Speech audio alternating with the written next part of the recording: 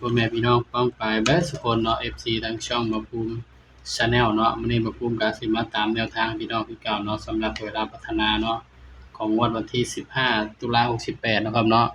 สำหรับผลมันออกมื้อนี้เนาะพี่น้องเนาะเบิ่งข้างบนมันออกเนาะเฮ้ยเป็นตาเสียดายเนาะพี่น้องเนาะข้างบนออก152ข้างล่างออก91ให้เด่น4กับ5พี่น้อง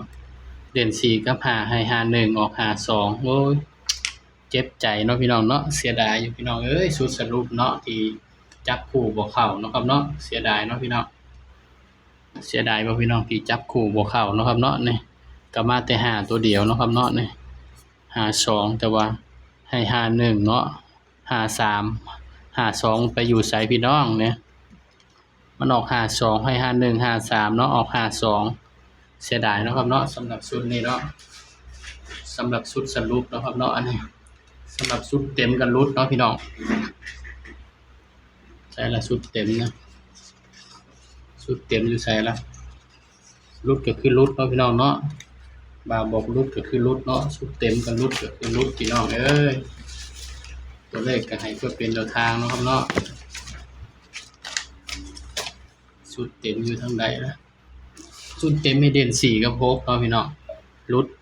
เพราะฉะนั้นก็บ่ต้องเว้าหยังหลายเนาะพี่น้องเนาะไปกันต่อเนาะงวดวันที่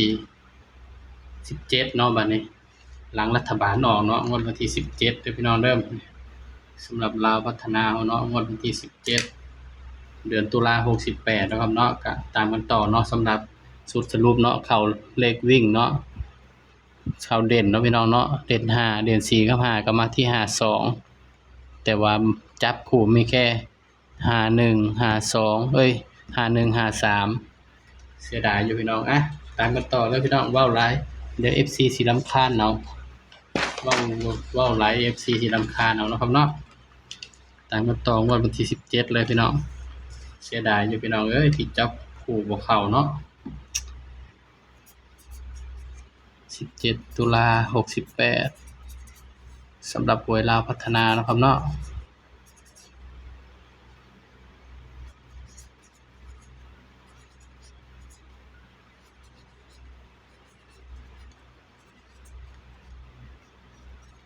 นี่ก็ชุดเต็มไปก่อนเด้อพี่น้องเด้อชุดสรุปต้องรอคลิปหน้าเนาะครับเนาะเอาชุดเต็มไปก่อนพี่น้องเสียดายเด้เนาะพี่น้องเด่นเข้าแม่แต่ว่าเจาะบ่เข้านี่แหละงวดก่อนก็เด่นมาทั้งสองแต่ว่าเจาะบ่เข้ามาเบิ่งนำกันเนาะเด่นงวดวันที่17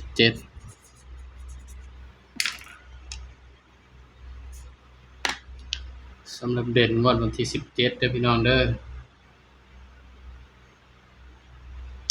9152สำหรับตัวเด่นเนาะให้เด่นไปที่7เด่น7กับ8เด้อพี่น้องเด้อสำหรับงวดวันที่17เนาะครับเนาะนี่บ่าวให้เด่น7กับ8พี่น้องเด่น7กับ8นะครับเนาะก็มาจับคู่นำกันเลยพี่น้องจับคู่ก็สิให้แค่4คู่เนาะครับเนาะบางเทื่อก็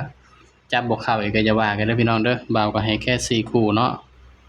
8คู่เว้าไผพี่น้องก็8คู่จับตัว7ก่อน71 72 75 79 81 82 85 89นี่ก็คือชุดเต็มเนาะพี่น้องเนาะก็เอาชุดเต็มไปก่อนเด้อพี่น้องเด้อชุดสรุปเดี๋ยวจะมารอคลิปหน้าเนาะครับเนาะคลิปนี้ก็ชุดเต็มเนาะพี่น้องสำหรับตัวเด่นเนาะบ่าวให้เด่นไปที่7เด้อพี่น้องให้เด่น7เนาะครับเนาะนี่ชุด3ตัวมิดเดียว674แต่ว่าบ่าวบ่ได้จับคู่ให้เด้อนี่74นี่แล้วก็078นี่คือชุด3ตัวเนาะระวังเบิ้ลกับ7788เนาะพี่น้องมีก็ให้เพื่อเป็นแนวทางเนาะครับเนาะสำหรับงวดวันที่17ตุลา68เนาะพี่น้องเนาะสำหรับเวลาพัฒนามื้อนี้ก็เข้าแต่เด่นเนาะแต่ว่าเจาะบ่เข้าเพราะฉะนั้นก็ฝากพี่น้องกดไลค์กดแชร์กดติดตามบ่าวภูมิ Channel ด้วยพี่น้องเด้อ นี่คือชุดเต็มเนาะเดี๋ยวชุดสรุป4คู่ต้องรอคลิปหน้าเนาะพี่น้องเนาะสำหรับคลิปนี้ก็สวัสดีครับ